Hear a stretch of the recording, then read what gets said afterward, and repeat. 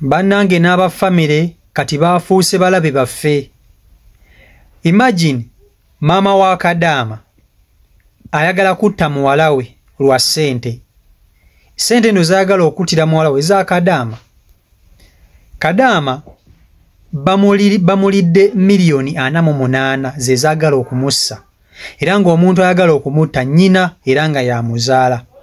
Kadaama abadde akola ssente ze ng'aziweereza maama we Uganda. Era nga maama we yabadde azibankinga. Kadaama atuusa akaseera ng'abadde ayagala kuba nti ate asasulira muwala we oba omwana we school fees nga baamugobye emitolo 13. N'agamba maama we agende mu banka aggyeyo ku ssente ezo asasulire omwana.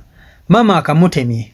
N'amugamba nti nsiinaadde n'ekikumi nti ate ezange ziri ku akawunti teri. Ssente tuba tetwagamba, ssente twazijjayo ne tuzikozesa.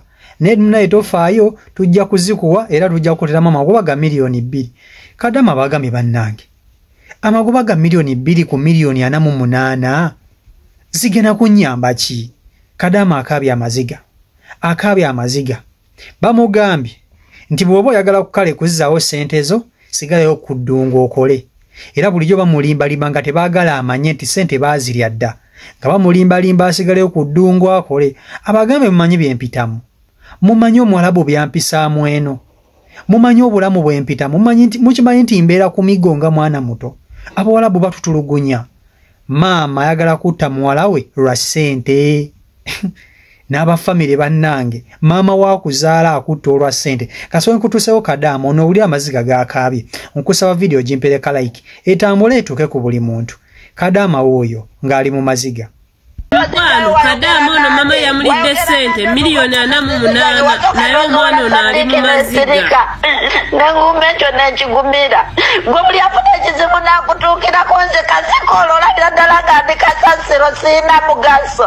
N'ozikwata zonna n'ozikukumbulayo n'ozikwata n'oziteeka wano oba bw'oziteeka mu baana bo oba oziteeka ludda wa. Gwe wali oyogerako nange nange ssente zooka zikole bikino oba gweokola bukozi bikutwala mu maaso babo makomerera yenze babo bichonga bakumpa magoba ga miliyoni 2.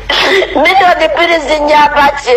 Nze njagala ssente zange kati singa omusajja ngamba sawe nagenda kuddamu atambuze yo bamwe kugandi kyaga kuddamu kuba kyeyo ngenda kubeerawo ntya ntandikirawo obulamu bulijjo buli mukunsendasenda beera kujeyo mbere yokujeyo nkolerera biki nkolera biki nga n'omwana wange bamubanja school fees nemupolezange bamubanja emitwalo 10 Kulaki mukwata ssente zange nemuzimpa mwagala kuzinzitirako nga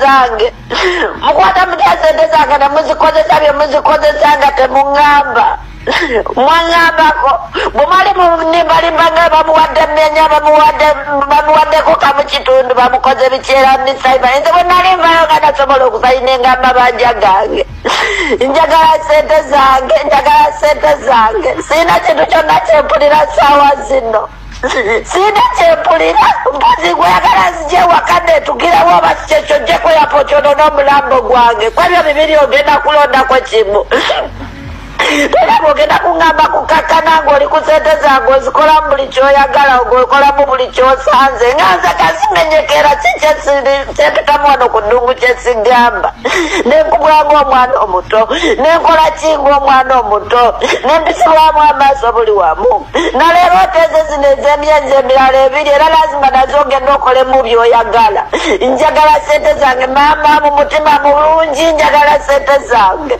kuba bwe nali nzikuwa nze sagambako nti maama tandika wejalabye kozesaamu zino tolina kunneebuuzako gwozikola nga ssente ezazimenyekera wano ku ddungu nekaliza emyaka emeka nga ndi wano ku ddungu lwaki temumpa ssente zange mumpe ssente zange njagala ssente zange singa esaawe ne bamudipotinga ne bamuze mugenda kuŋŋamba ki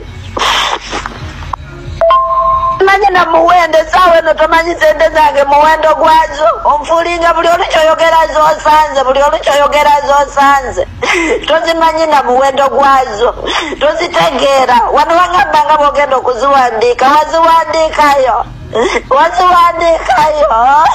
naye amazima omuntu yeesigaani bamaama oba nammwe mukola we mutyo omuntu yeesigaani bannange mwenna abakola sente kali tekyaliko kisa. Owuwo yennyini akwefuulira. Owuwo akwefuulira. Naye ne bamaama kali tebakyagaladde n'okumanya nti ono omwana wange nze muzaala kammubalirire, nti ono omwana wange yannuma atoba abonaabona kammubalirire. Kadama mugambe ebintu byempitamu tobimanyi. Ebintu byempitamu tobimanyi si bikugamba. Ebintu byempitamu mbikugamba. Buli kimu kye bampisamu nkikugamba. Lwaki mumpisa bwe mutyo?